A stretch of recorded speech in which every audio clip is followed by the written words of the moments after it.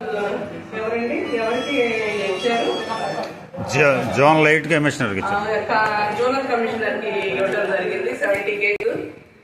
అలాగే ఈ single use plastic వల్ల ఎంత అనర్థాలు జరుగుతున్నాయో అది భూమిలో 100 సంవత్సరాలైనా కూడా కలవడం చాలా కష్టము. ఆ సింగిల్ యూజ్ ప్లాస్టిక్ ని బ్యాన్ చేయాలని ఇప్పుడు వచ్చిన కూటమి ప్రభుత్వం చాలా గట్టిగా ఆశిస్తుంది.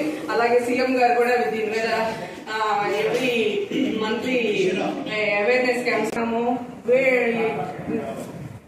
దీనివల్ల భూమి మరియు నదులు సముద్రం చాలా కలుషితం అయిపోతుంది. క్యాన్సర్ రావటము అదే 70% ఈ ప్లాస్టిక్ వల్ల వస్తుందని చెప్పేసి ఈ రీసెర్చ్ లో తెలియజేయడం జరిగింది. అట్లానే ఈ పశువులు కూడా తెలియకుండా ఆవులు మనం వింటూనే రోజులు గవర్నమెంట్ వచ్చిన తర్వాత జిల్లాకు ఒకటి క్యాన్సర్ హాస్పిటల్ ఓపెన్ చేయడం జరిగింది. దీన్ని బట్టే మనం అర్థం చేసుకోవచ్చు పరిస్థితి ఎంత దారుణంగా ఉందో ప్లాస్టిక్ వలన.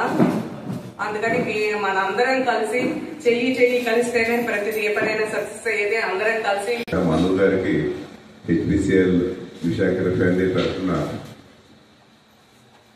నమస్కారాలు. ప్లస్ మళ్ళీ ఇక్కడ ఈ కార్యక్రమం అరేంజ్ చేసినందుకు కృతజ్ఞతాభావాలు.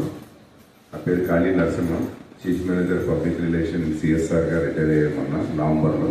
మళ్ళీ again they have taken me as a consultant for 1 year. They given assignment again.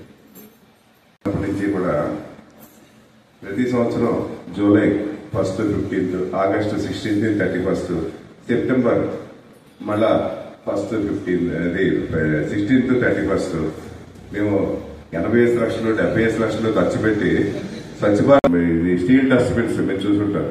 Steel dustbins ఇచ్చి ప్లాస్టిక్ అది అవాయిడ్ చేయడం, స్టీల్ డస్ట్బిన్స్. అదేవిధంగా ఈ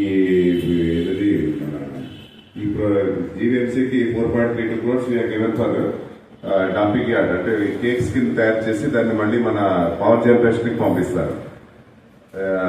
స్టేషన్